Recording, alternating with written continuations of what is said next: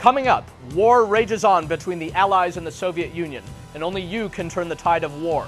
I'll take you through some winning strategies for Command & Conquer Red Alert 3's classic factions, from the powerful Allied Air Force to the devastating Soviet ground game.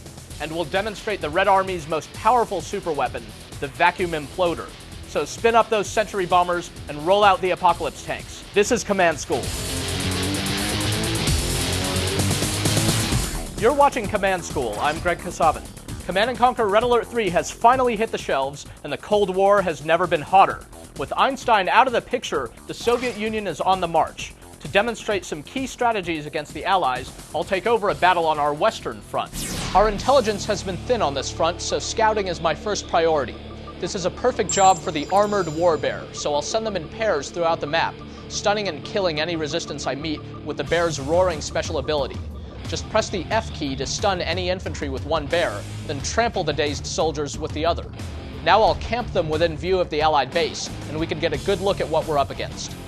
It looks like the Allies are rightfully terrified of the Soviet ground game, and are focused on deploying their powerful air force. They've purchased heightened clearance from their Konyard, teching up every building in range and unlocking scores of new units and powers. But without their Konyard, they won't be able to produce anything beyond Tier 1, so this will be a priority target. Lastly, they've got a naval yard pumping out dolphins to control the seas.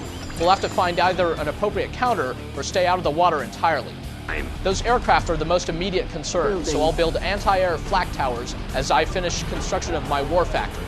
From there, I can build bullfrogs, which are only effective against aircraft but provide excellent defense against an air-centric opponent. I'll also mix it up with a couple of terror drones, which can hit an Allied prospector quick and cripple their economy.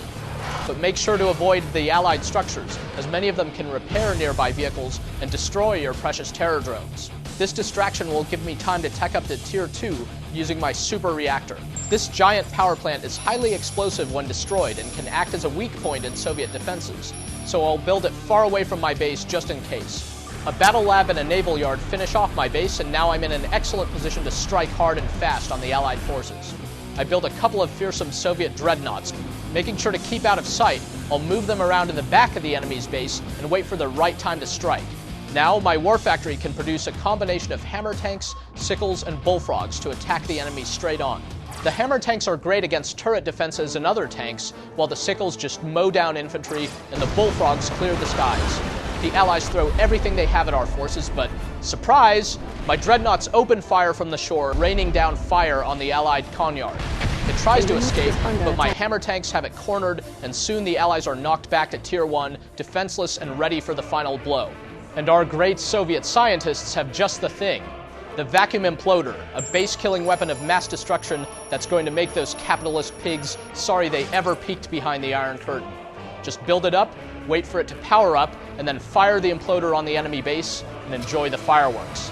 Victory never tasted so sweet, comrades. But what if you are that Allied player? Here's how to cripple the powerful communist war machine. First things first, we need to see what we're up against. Good thing the Allies have the Tier 1 surveillance sweep support power. Since I start with one security point, I can buy this power immediately.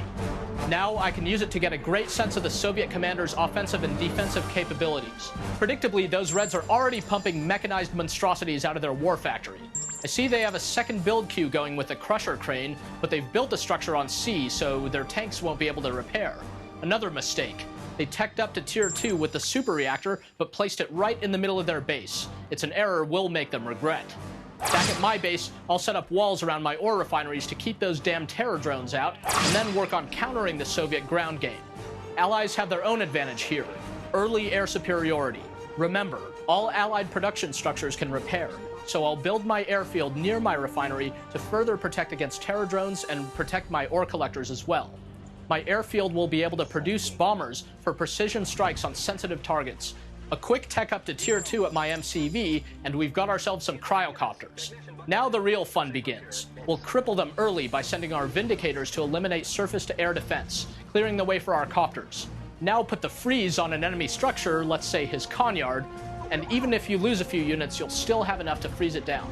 After that, a single Vindicator can finish the job, and we never even had to build a single tank. I make sure to constantly keep scouting, and What's this? It looks like the Russians are building a vacuum imploder. There's no way we're surviving one of those things in our base, and there's only minutes before it's going to go active. Okay, it's time to finish these godless commies. So I tech up to Tier 3. I've got sentry bombers loaded with infantry and aircraft carriers loaded with bombers. I'll move them in to take care of the Soviet remnants. Make sure you line up your sentry bombing runs along a route that's not full of anti-air. The Sentry's massive bombs make short work of the Soviet tanks, even if they try to flee, while the carriers make sure that Crusher crane can't keep the Soviet hope alive. The Sentries drop their human payload and surprise the Soviet camp with death from above. I've dropped Tanya in to take care of the imploder, while my Javelin troopers bring down the Soviet reactor from a safe distance with their laser lock special ability. Now use Tanya to destroy the outlying buildings, and you can chalk this one up as an explosive win for the good guys. You are victorious. Now you should have yourself a strong set of strategies to get you started in Command & Conquer Red Alert 3. Remember to visit commandandconquer.com for more tips and tricks, including strats for Red Alert's newest faction, the Empire of the Rising Sun. Dev tested, player approved. For Command & Conquer TV, I'm Greg Kasavin.